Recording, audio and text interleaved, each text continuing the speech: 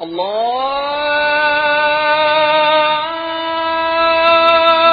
أكبر الله أكبر الله أكبر الله أكبر أشهد أن لا إله إلا الله.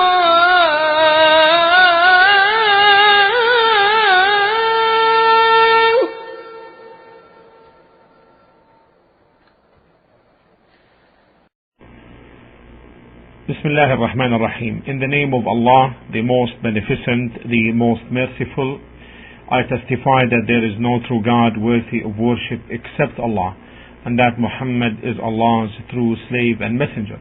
May Allah's salah and salam be upon the Prophet, his noble and pure family, and his noble companions, and those who follow on their path until the day of resurrection.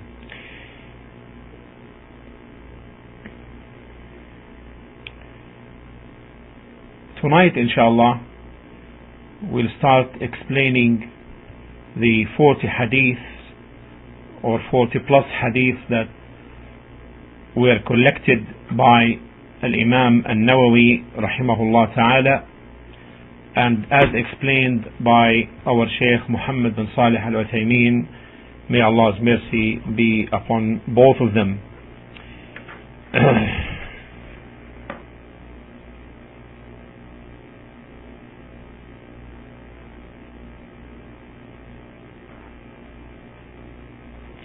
Okay. In the beginning of the discussion, the Shaykh rahimahullah started with the saying, Inna alhamdulillahi, all praise is due to Allah. We praise Him and we seek His help and forgiveness, and that we seek refuge in Allah from our own evil and from our own evil selves and our wrong deeds. Whoever Allah guides, none can misguide him, and whoever Allah misguides, none can guide him. And I testify that there is no true God worthy of worship except Allah, and that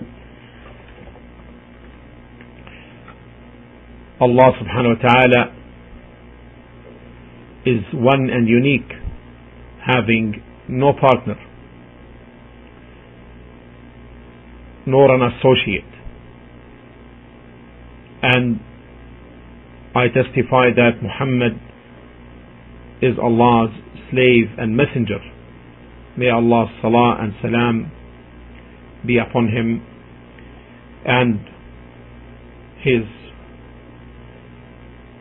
noble and pure family and his companions. Then the Shaykh rahimahullah went on to give an introduction concerning Al-Hafidh An-Nawwai, the great scholar of Islam, Al-Imam An-Nawwai rahimahullah, that he was from the reliable and trustworthy scholars from the companions of Imam Al-Shafi'i, and he was known for his authorship, authoring in many disciplines, in hadith and its sciences, as well as in linguistics. He in reality is one of the most knowledgeable people, and it is apparent, and Allah knows best, that he is from the most sincere in his authorship, because his works spread in the Muslim world to the degree that you can't even find a mosque except that his book Riyadh As-Salihin is recited or is read, and his books are known, famous in the world, indicating his correct niyyah, intention,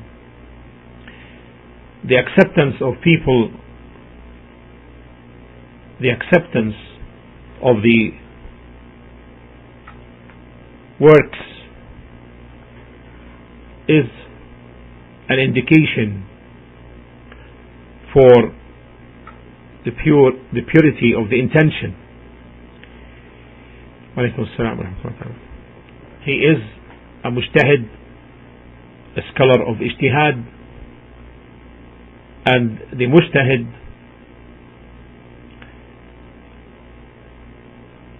arrives at the correct as well as incorrect opinions.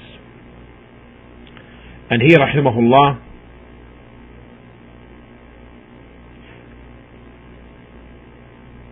was incorrect in his position regarding the names and attributes of Allah subhanahu wa ta'ala. So he resorted to figurative interpretation of some of the attributes of Allah subhanahu wa ta'ala, however without denying them. Like, for example, the figurative interpretation of al-istiwa, Allah's rising or ascending the throne. The people of figurative interpretation say that it means that Allah took control of the throne, but they don't deny that.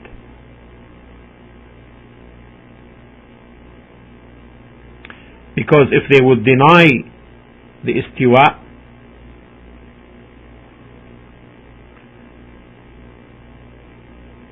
if they would deny it, then in this case they would commit disbelief. However, the person who denies such attributes by way of figurative interpretation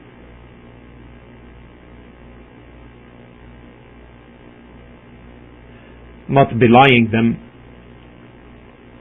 in this case, alaykum assalam rahmatullahi ta'ala wa barakatuh, in this case, if there is a proof for his figurative interpretation that may be accommodated in the Arabic language, then in this case he does not become a disbeliever. However, if there is no way to accommodate that in the or permit it in the Arabic language, then this entails kufr. For example, if one would say Allah subhanahu wa ta'ala does not possess a real hand,